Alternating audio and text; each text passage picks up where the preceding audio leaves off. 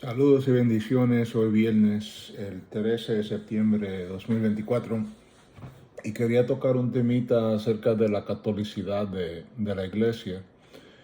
Y para la mente y cosmovisión evangélica, esa palabra de catolicidad o el catolicismo es controversial. Es una controversia nueva, no es una controversia antigua, novedosa hasta lo máximo, porque a través de los 2000 años de la Iglesia del Nuevo Testamento, la catolicidad de la Iglesia no ha sido tan controversial, pero lo es en la época avivamentista en el cual vivimos desde el principio del siglo XIX. Eh,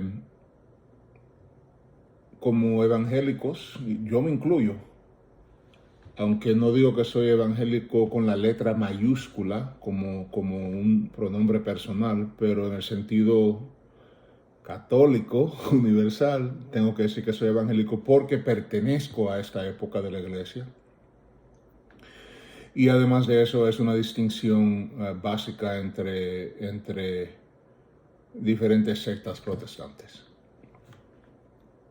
Pero esto de la catolicidad para el evangélico, la pregunta que el evangélico tiene que contestar es si es católico o es cismático. O tú eres católico, tú crees en la fe universal entregada a los apóstoles a través de los oráculos y las revelaciones neotestamentarias, la palabra de Dios. Y estás unido a la doctrina que se le fue entregada a los apóstoles, o no. Estás dividida de ellas, estás cismáticamente separada de ella. O estás unido universalmente a la iglesia universal de todos los tiempos, o estás separado, fuera, cismática. Y en este sentido hay que contestar que somos católicos en ese sentido. De hecho, cuando hubo una protesta, y cuando digo protesta, no digo protesta como las uniones socialistas que andan protestando buscando ciertos derechos, no ese tipo de protesta. Protestar es a favor de la verdad en latín.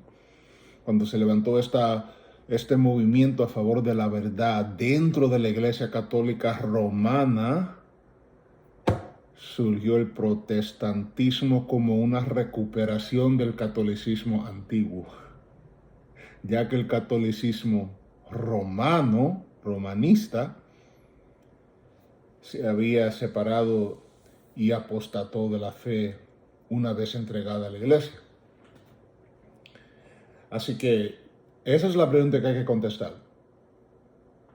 Tratar de trazar eso dentro de un marco histórico evangélico, entiendo cuán difícil es, porque podemos imaginar los avivamientos que surgieron en los Estados Unidos a final del siglo XVIII y principio del siglo XIX como una bomba atómica que cae sobre una región inmensa, 10 veces más grande que Europa, los Estados Unidos, o la Europa cristiana, y aniquila, acaba con todo sentimiento de la historia de la iglesia.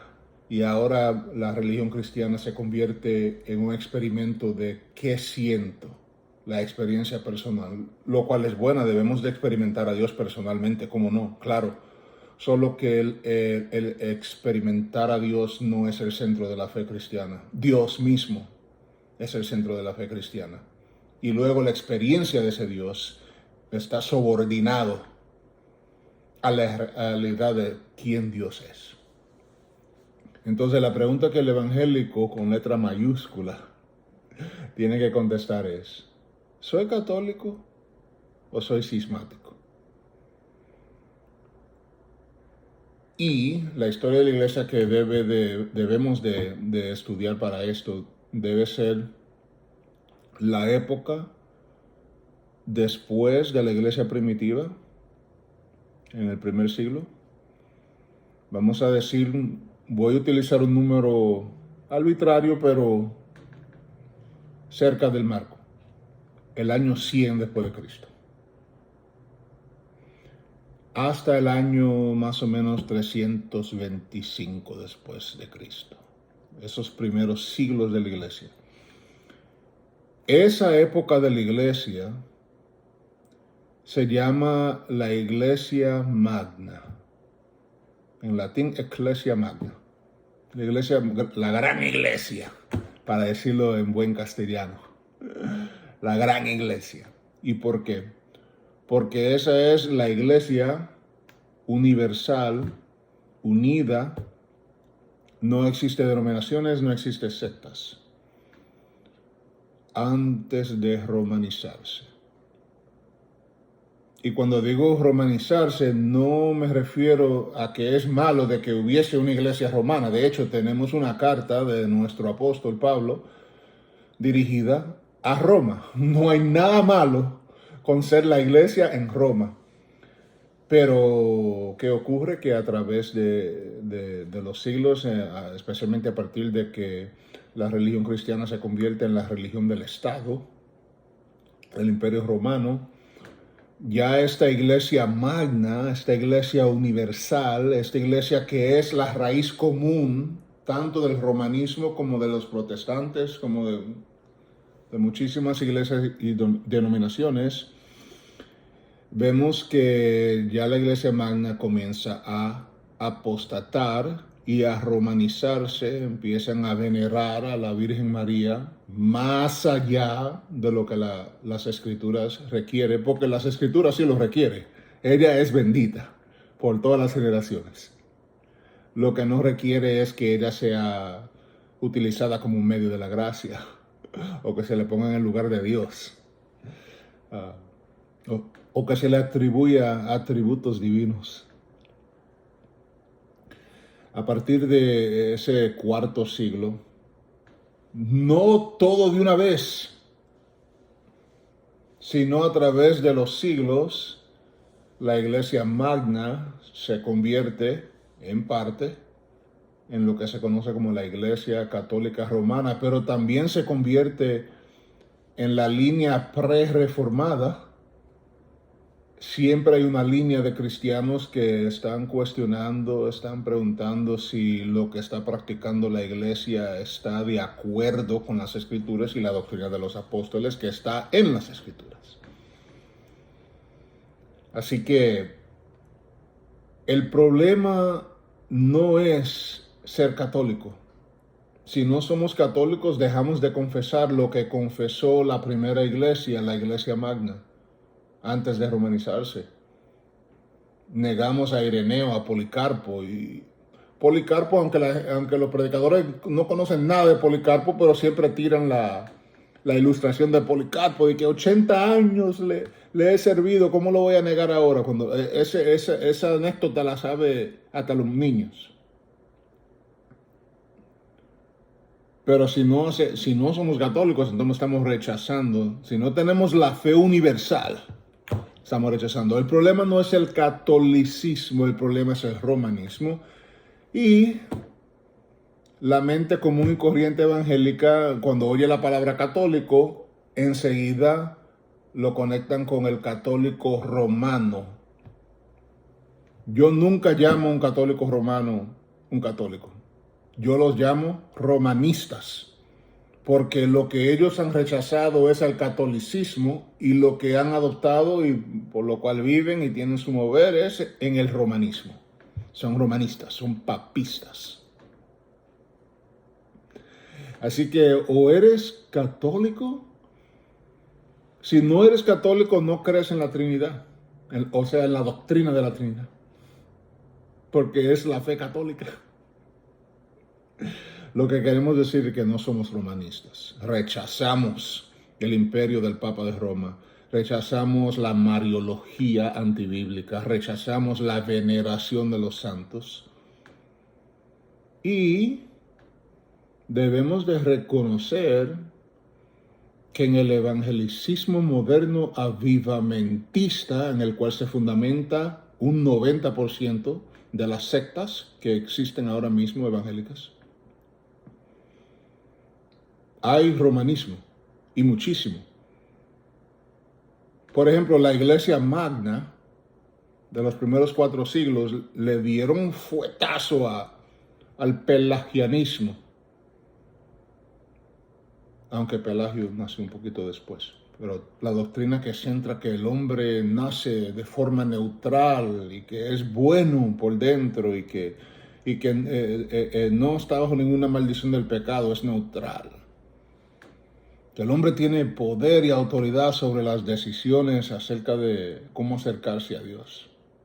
Y que no es un acto soberano de Dios. Esto es pelagianismo y semi-pelagianismo. Pues la Iglesia Magna, la Iglesia primitiva y la Iglesia Magna militaron en contra de esto. Luego, cuando se romaniza la Iglesia Magna, hoy en día es una institución semi-pelagiana o pelagiana, dependiendo de qué sector uno está analizando. Ellos creen que el hombre participa de forma determinante en la salvación del alma. Y no que es un acto soberano de Dios al cual el hombre responde habiendo estado en un estado de miseria. Y el evangelicismo cree eso. Las 3 sectas principales del evangelicismo no son las únicas: bautista, metodista y pentecostal. Cree eso, en su mayoría. Cree que el hombre es un copartícipe de forma determinante. Sí, participamos en el proceso de la salvación, pero no de forma determinante. Porque es por gracia. Ese es el pelagianismo y el semipelagianismo que nosotros arrastramos de Roma. Y claro, no veneramos los santos como lo hace Roma, pero nunca ha habido tanta idolatría de otros cristianos, especialmente cristianos celebridades. ¿Se dice celebridades? Creo que sí. Gente célebres, famosas. No importa que ese famoso cantor esté cantando herejía, métete con él. La mentalidad evangélica te come vivo, no importa lo que esté cantando. O cierta banda, porque esa banda cuando la ponen en la radio se vuelven locos.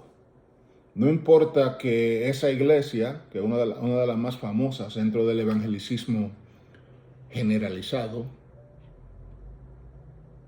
no importa que esa banda se va a las tumbas, supuestamente a chupar la unción de los muertos en Cristo que se han muerto. Pues eso es lo mismo que hacen los romanistas cuando se van detrás de la Virgen, de esto, de aquello, buscando recibir alguna bendición. El evangelicismo es romanista, bastante. Y por esto tuvimos una protesta, una reforma protestante en el siglo XVI y XVII y una post-reforma en el siglo XVIII para recuperar la catolicidad antigua, rechazar el romanismo que estaba acabando y continuar en la doctrina de los apóstoles. Eso es catolicidad. Lo que rechazamos es el romanismo, pero lo que estamos haciendo en la mayoría de las iglesias evangélicas, estamos abrazando el romanismo y diciendo que somos en contra de los católicos. En un sentido está correcto, rechazamos el Papa de Roma, rechazamos la confesión de fe de Westminster, los considera como anticristo. Estamos de acuerdo. Pero abrazamos completamente el romanismo en tantas formas y en tantas maneras que eso no tiene nombre. Y rechazamos el catolicismo, el cual Roma abandonó en el quinto, en el sexto, en el séptimo siglo, y el cual actualmente, a través de la degeneración histórica del evangelicismo durante la época de los avivamientos, durante el siglo XIX y XX, actualmente nosotros estamos apostatando de forma alarmante. Así que o somos parte de la iglesia universal de todos los tiempos, la iglesia católica, la verdadera, o somos cismáticos.